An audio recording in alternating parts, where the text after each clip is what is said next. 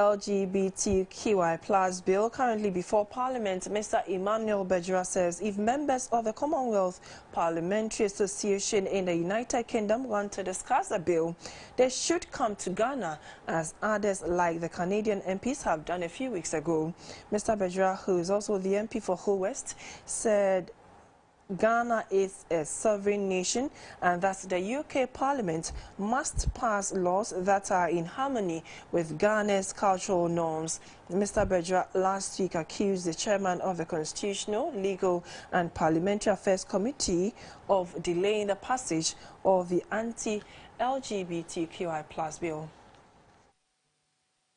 From the onset, we've received over 150 memorandums from all over the world, including people linking themselves to human rights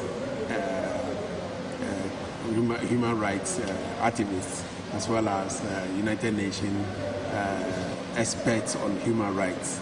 And so we have been worried since then that the external influence on this particular bill has been too much on us. It shows clearly that the international communities are watching Ghanaians whether this bill will be passed or not. Ghana is not the first country in Africa that has passed this bill. This bill has been passed in Nigeria here, where we are now. It's been passed in Kenya, it's been passed in Uganda. I don't know why Ghana, that wants as much as possible to have its frontiers of culture protected, being barraged and harassed by external influences. They've gone around the country and 70 to 75% of Ghanaians frowns on this. And so if Ghanaians say they don't want it, I don't see why we in Parliament should delay or prevent the bill to be passed. You're still watching News Hour live on GBC News, your news and governance channel. From tomorrow, June 14 till August 22, 2022, Ghana will experience weather conditions much colder than previous years. This is called a aphelion phenomenon, and it happens when the Earth is very far from the Sun. The distance from Earth to the Sun is 5 light minutes or 90 million kilometers. The phenomenon of aphelion to 152 million kilometers, that is 66% further. Starting at 0.5.27 tomorrow, aphelion phenomenon cannot be seen, but its impact can be felt. Cold weather, more intense than previous ones, will be experienced. It will also impact on flu, cough, shortness of breath, among others. We are all therefore advised to endeavor to increase our immunity by drinking lots of vitamins or vitamin supplements. We have been joined on the phone line by Professor Emmanuel Amamu Ochri, the Chief Executive of Development Geoinformation Service, to help us understand the issues. Good afternoon, Prof. Good afternoon. And thank you for joining us on GBC News. Okay. Now, in a layman's voice, what is the aphelion phenomenon? Okay, if we take the chicken egg as a common object, it is in oval shape. And then you have the smaller end of it, which if you want to put it into the crate, and then we insert the smaller side. Then the bigger side is up. So if we associate the two ends, the smaller side will be the aphelion, which is the farthest point from the center, not the exact center, somewhere in the center of the end. Then if we took the bigger side, it is the perihelion, which if you go by the definition, it's about 147 million. The aphelion is about 162. Hello, Prof. Hello. I I really can't hear what you're saying, but we are really interested in this conversation. So if you could lift your voice up a little or reposition yourself, it would help us a bit. Okay. Yes. My point that if we take the common thing, the chicken egg, and look at it, the shape is oval, and that is representing the elliptical part of the earth around the sun. Now, when we take the oval of the chicken, there is the smaller end of it, and then the bigger end of it. The smaller one is what reflects into the plate. Then the bigger side is on top. Now, the smaller side is what we call the aphelium. And that is representing the point of the elliptical part around the sun. Then we take the bigger side to be the helium. That is the shorter side, which is about 147 million kilometers from the sun. So in course of the year, the Earth is orbiting around the sun. And the orbit is not circular, it is oval. So when it goes to the smaller end of the Earth, it means it is in the farthest end. And that will be about 152 million kilometers. But because it is the farthest, it is logical to assume that the farther you are from a fire, the less the heat you will feel. And the closer you are to the point of the fire, the more heat you will feel. So this is the simplest explanation I think we can give. Is it in Ghana, or how will it affect us in Ghana besides the extreme coldness we are going to experience? Yes, we have been observing normally in August, June, July, and August, the temperatures are relatively lower. We are assuming because it is in between the two peak rainfall. In the south, we have two modes, global rainfall. The bigger one comes in May, June, and then the smaller one or the lesser one will be in September, October. Now, in between, the trough in between the bigger peak and then the smaller peak is August, getting towards July, August. So if you have been noticing, during that period, temperatures are relatively lower. And some of us are tempted to associate it with the overhead clouds, because in between the two peaks of the rainfall intensity, in the August of July, it is normally cloudy. So we are associating it with the coldness we feel. We are associating with this phenomenon. But the space aspect we have not been concerned until now about sky watchers are drawing our attention. So it may mean that the lower temperatures relatively that we experience would also be complemented by the Earth having reached its farthest point in its elliptical path around the sun.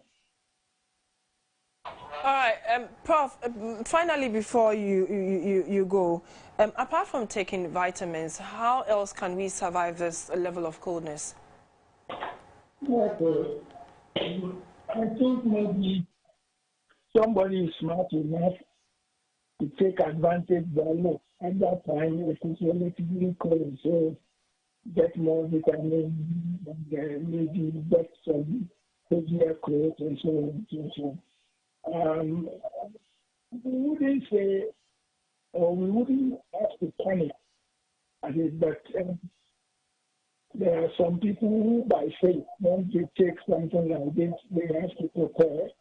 So let them prepare than to make it something like, you laugh it off.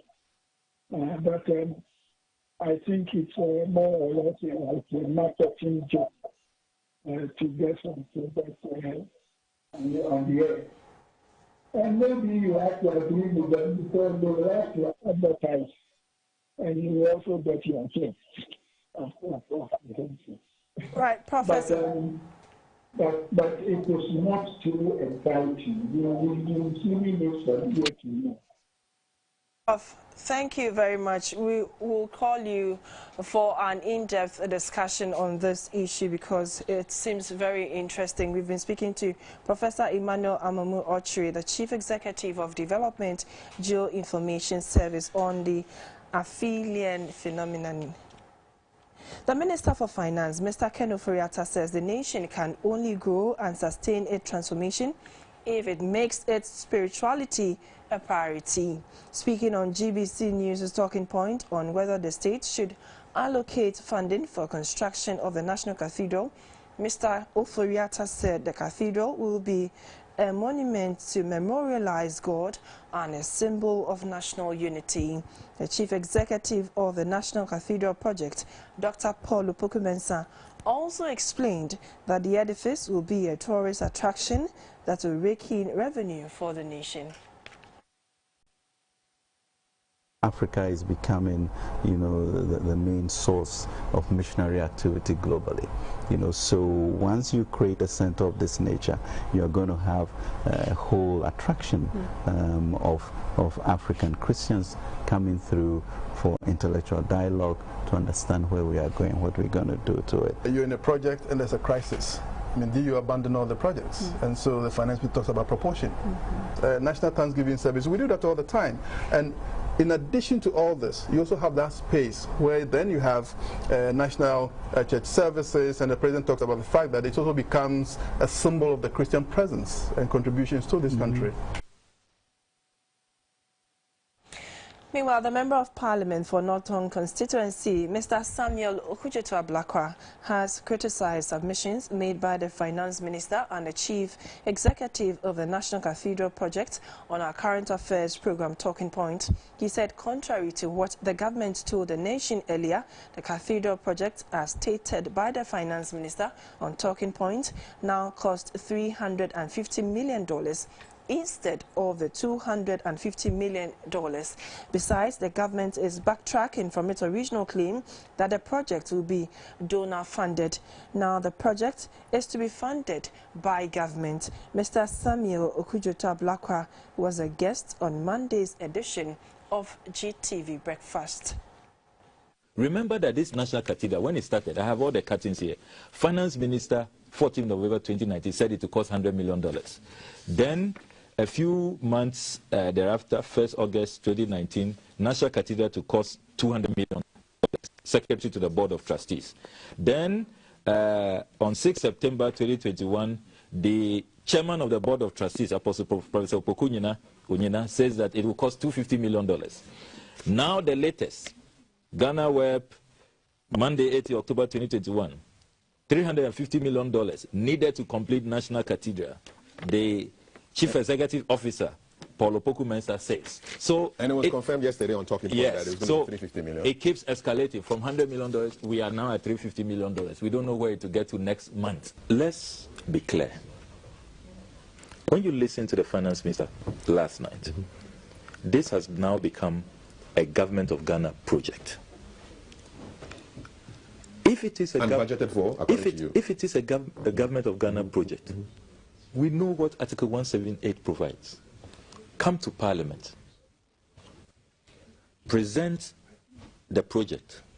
Let's understand the costing arrangements. Are we going to fund all in 2 years? Because I hear that their completion deadline is March 2024. Even though as we speak, and I'll show you evidence soon, that contractors have left site, saying that government is not paying them.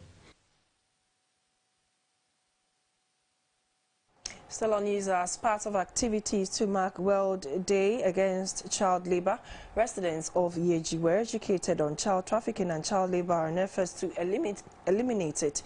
Yeji is said to be one of the worst child trafficking areas in the country, where children are trafficked from other communities for fishing activities.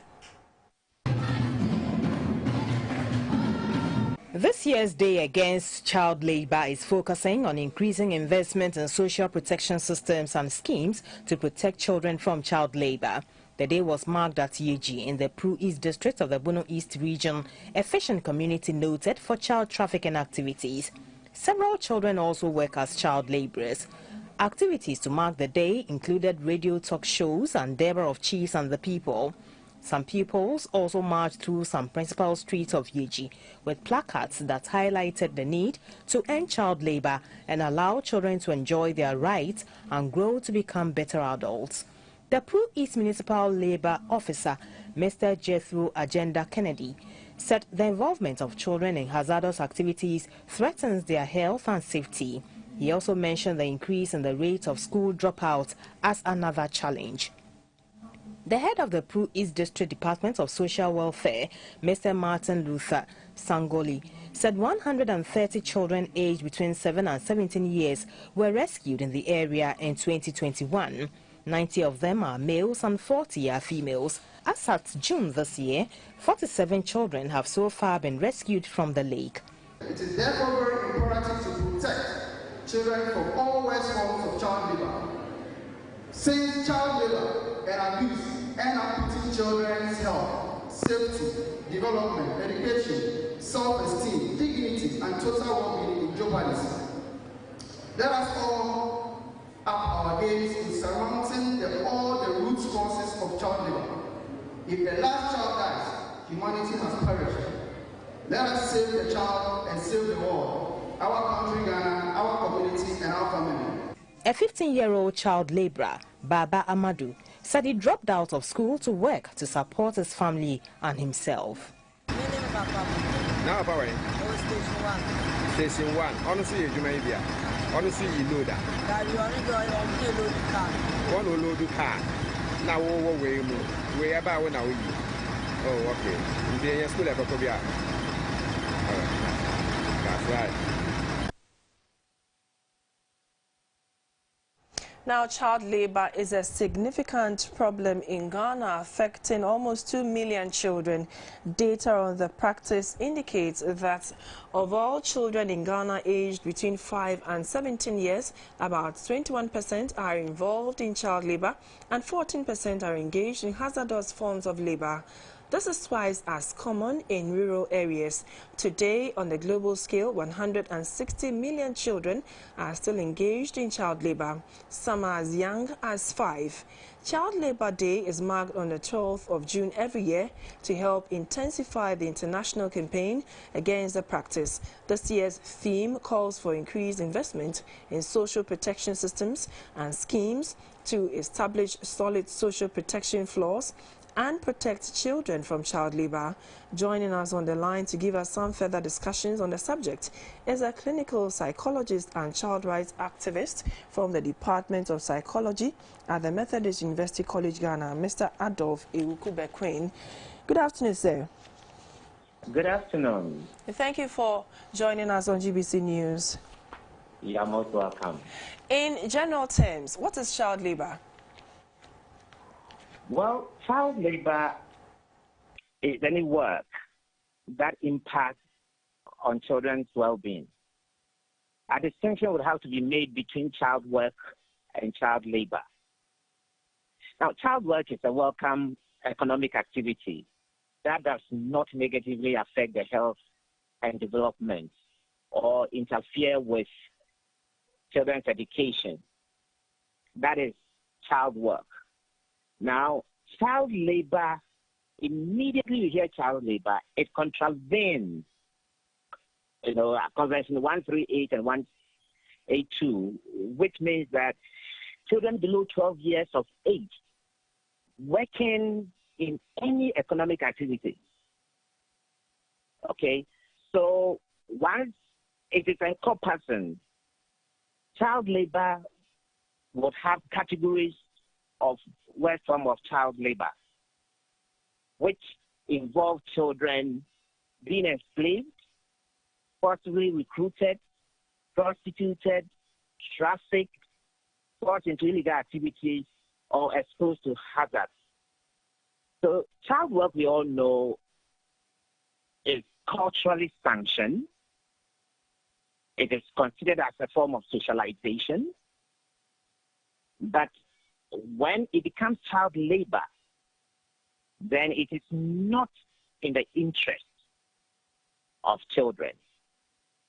So now that you've drawn the distinction between child work and child labor, what are some of the key elements that impede the prevention of child labor in the country? I think that the fundamental issue here is cultural, sociocultural, and extreme poverty. Because of all the children we know are involved in child labor, they have parents who are alive. If you really research their background, even children who are sent to orphanages, they have families alive.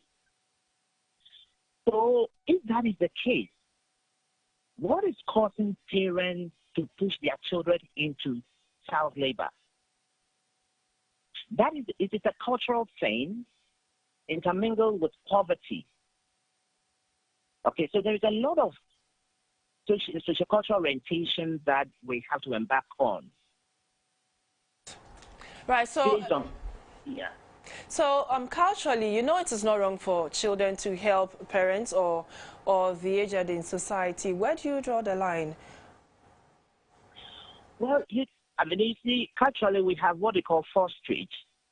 We send children to live with our kids and kin to help them in domestic activities. We bring in children. It is the profiteering motive of this effort without taking into consideration the well-being of children. So a system that helps the children themselves is being abused in this, in this context. It is the abuse of what we have that is the problem that we have to address.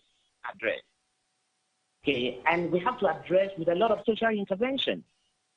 That is why this year's theme is apt. Child protection. When people are very, very poor, they become vulnerable to exploitation.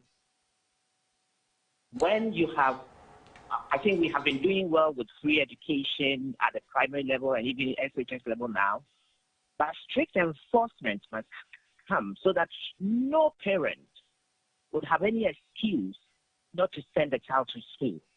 When they are able to keep children in school, monitor their growth, then we'll be able to stem the tide of child labor and make it worthwhile. Right.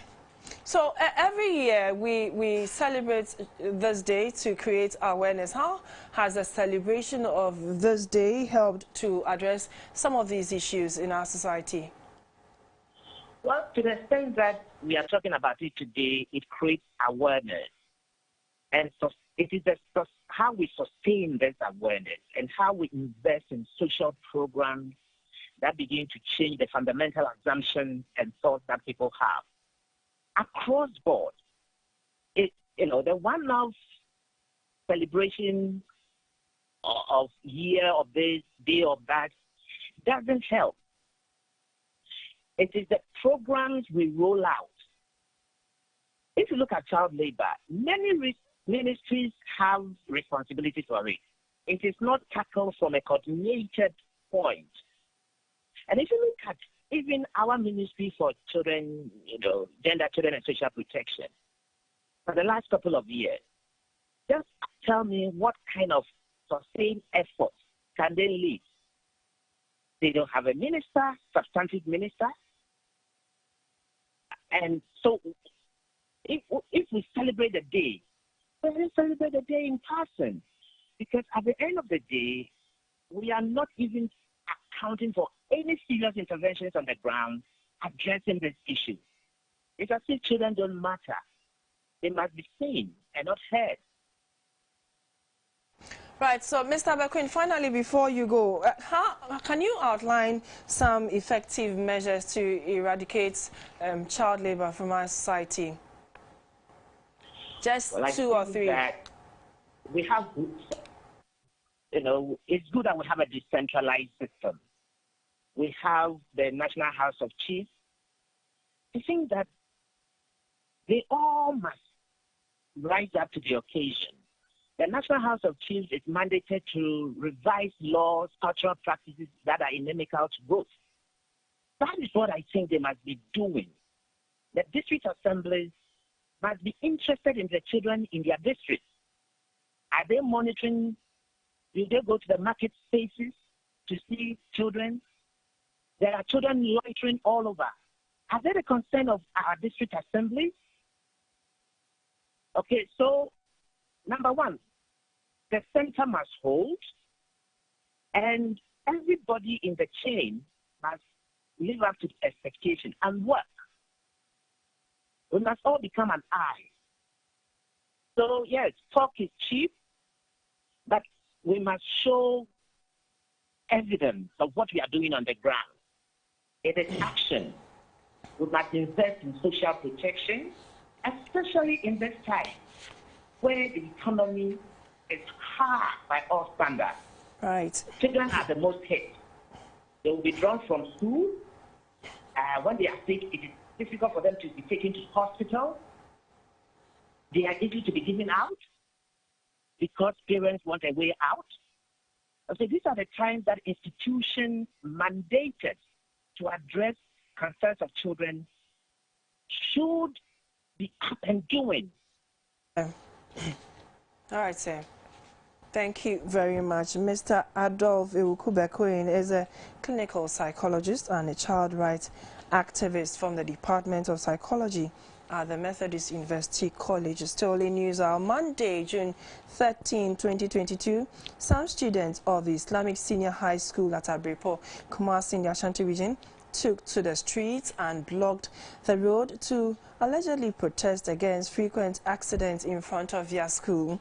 The police managed to disperse the rioting students and calm has since been restored. Some students and some police officers have been taken to the hospital for medical attention. The Inspector General of Police is proceeding to Kumasi for a first-hand assessment of the situation. The police have commenced an investigation into the incident and further developments will be communicated. The board chairman of the Ghana Standards Authority, Professor Felix Robertson, says all measuring equipment must be calibrated since a measuring instrument has not been calibrated is not worth using, and called for proper training of users of such equipment. The Ghana Standards Authority board chair was interacting with the Bono East Regional Minister, Mr. Kwekwedujan, during a courtesy call and said the GSA plans to implement the regulations on measuring scales to allow buyers to get value for money. Techimine, the Bono East regional capital, has one of the biggest markets in West Africa. The Techimine market has patronage from neighboring countries, including Togo, Burkina Faso, among others. Speaking with GBC News, the board chairman of the Ghana Standard Authority, Professor Felix Charles Mills Robertson, said using the Olonka bucket and cups, among other traditional measuring instruments for goods and services in the country, undermines the Ministry of Trade and Industry's effort at meeting its obligations on international trade. Especially for Techiman, that we need to do some piloting of skills, how to use skills.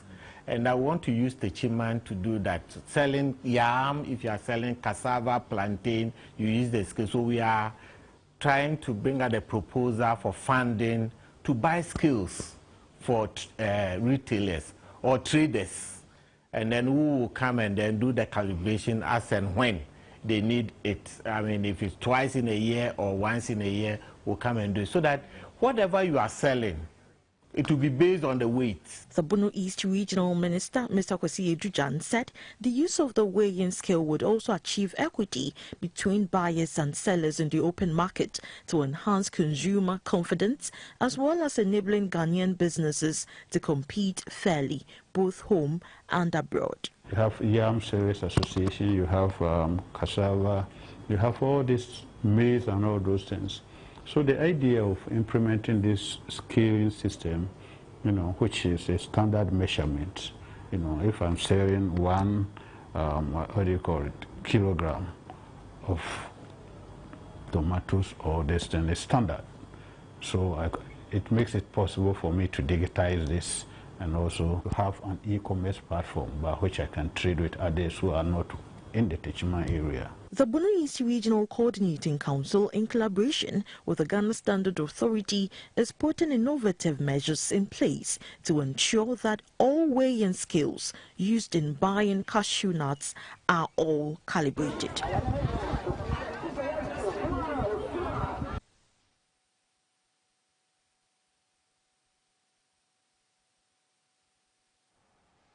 Today is World Albinism Awareness Day, a rare, non-contagious, genetically inherited difference present at birth. Albinism results in a lack of pigmentation of melanin in the hair, skin and eyes, causing vulnerability to the sun and bright eyes. As a result, almost all people with albinism are visually impaired and are prone to developing skin cancer. In some countries, a majority of persons with albinism die from skin cancer between 30 and 40 years of age. There is no cure for the presence of melanin that is central to albinism across the world. People with albinism face multiple forms of discrimination. While numbers vary, it is estimated that in North America and Europe, 1 in every 17,000 to 20,000 people have some form of albinism. The condition is much more prevalent in sub-Saharan Africa, with estimates of 1 in 1,400 people being affected in Tanzania and prevalence as high as 1 in 1,000 reported for selected populations in Zimbabwe and for other specific ethnic groups in Southern Africa. In Ghana, persons with albinism are often attacked and murdered for ritual purposes, though it remains mostly unreported. On the line to speak to this issue is the Executive Director for the Ghana Association of Persons with Albinism, Mr. Newton Kacheku. Good afternoon, sir. Good afternoon, madam. And thank you for joining us. Thanks for hosting me on this special day. This year's theme for the World Albinism Awareness Day is United in Making Our Voices Heard. What does this mean for the albinism community, especially in Ghana? Thank you once again for the opportunity. As you rightly put in your introduction, this is the day that the United Nations Africa tries to celebrate the diversity of humanity, of which albinism is also part. The theme for this year's celebration is carved out to drum home our issues on marginalization, stigma, discrimination, and acceptance. We are to be united to make our voices heard in all the advocacy issues that we put across. United in a sense that it is through the United Front. That is why the United Nations has put together or set aside today. Our issue of advocacy has to do with inclusive education, implementation of the clauses of the United Nations on that of a person with disabilities Act, and having eliminated all forms of discrimination and social vices in our communities. If we are going to achieve all these things, then we must unite with one voice. So, besides the stigma attached to albinism, how is access to healthcare and education for persons with albinism in Ghana? I'm saying that besides the stigma attached to albinism, how is access to healthcare and education for persons with albinism in Ghana? It is not differently from what all persons with disabilities. Persons with albinism have low margin of accessible health care, where the issue of some care products has become topical. We advocated for an inclusion of some care products on the drug list of the National Health Insurance, where a person with albinism can freely walk into any health facility and access healthcare. It is very difficult for someone with disability to be treated when he has cancer, because treatment of cancer is very expensive. So we have no good access to healthcare.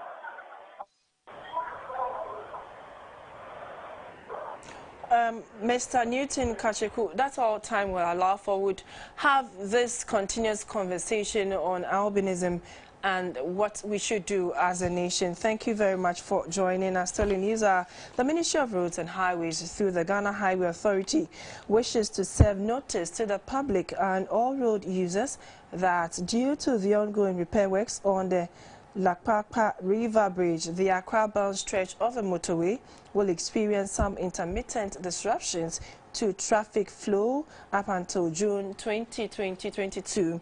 Traffic management activities to be carried out include diversion of traffic on the Accra-Tema motorway from June 10 to June 20, 2022 to enable repair works on the Accra-bound carriageway bridge, and intermittent closure of the motorway to long heavy-duty vehicles from 6 a.m. to 10 a.m. and from 5 p.m. to 9 p.m. each day from June 11 to June 17, 2022. This is to alleviate congestion during peak hours, and also operation of a 24-hour towing services from June 10 to June 17, 2022 to remove broken down vehicles that could worsen traffic congestion. Motorists are kindly advised to adhere to the traffic diversion signs to be placed at designated sections of the motorway to facilitate free movement of traffic through the construction area. The Ministry of Roads and Highways and the Ghana Highway Authority sincerely apologizes for any inconvenience. Because we take a break, we'll be back with more news. It is a nightmare dealing with the filth in Accra.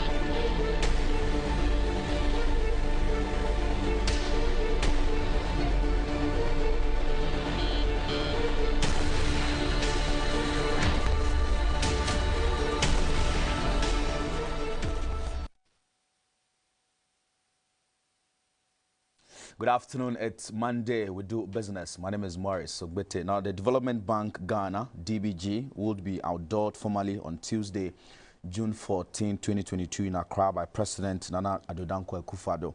As a wholesale bank, DBG will not deal directly with individual customers, but will do business with commercial banks to on-lend to clients. The CEO of DBG, Mr. Kwame Naduka, said the bank's aim is to provide long-term capital to SMEs to create jobs and grow the Ghanaian economy.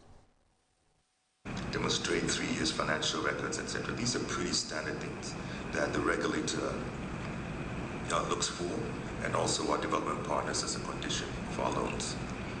And so these are things that are not usual, and these are things that they already do. The main issue is that as we sit down and we work with them, they are aligned in terms of being part of the economic transformation of Ghana. Remember, we cannot do this alone. In 2019, PwC did a survey, and they estimated that the gap in deficit financing for manufacturing alone was 115 billion Ghana cedis. Since COVID and the recent disruptions because of Ukraine, etc., that gap has probably increased. So we must work together. DBG cannot do it alone.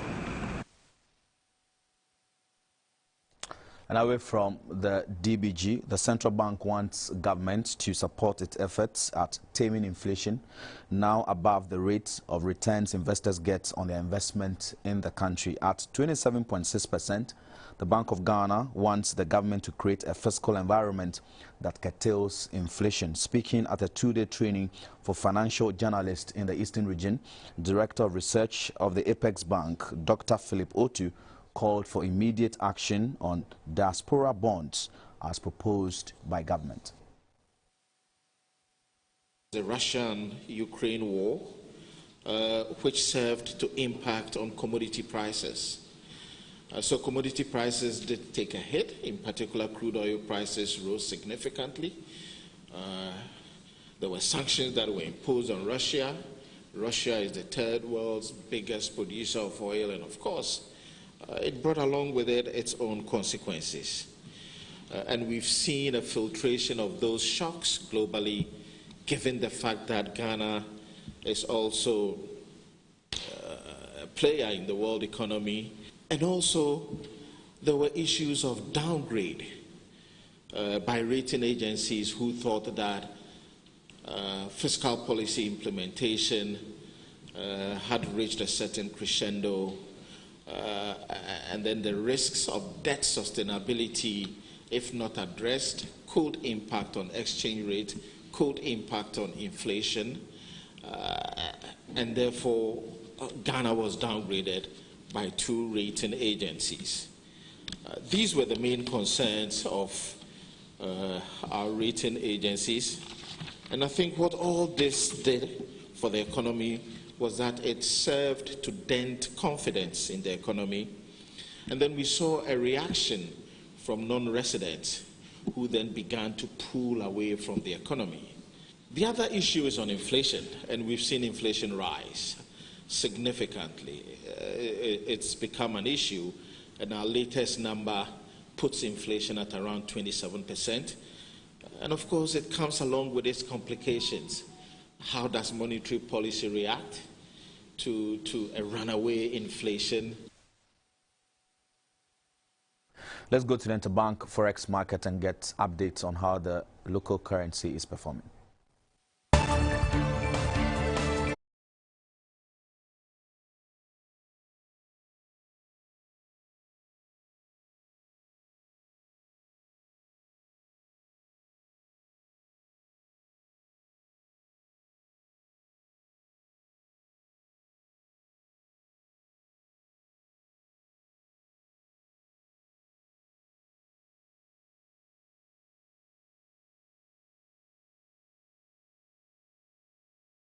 So the international news comes up after this break. Stay with us. There are strong women whose stories teach us.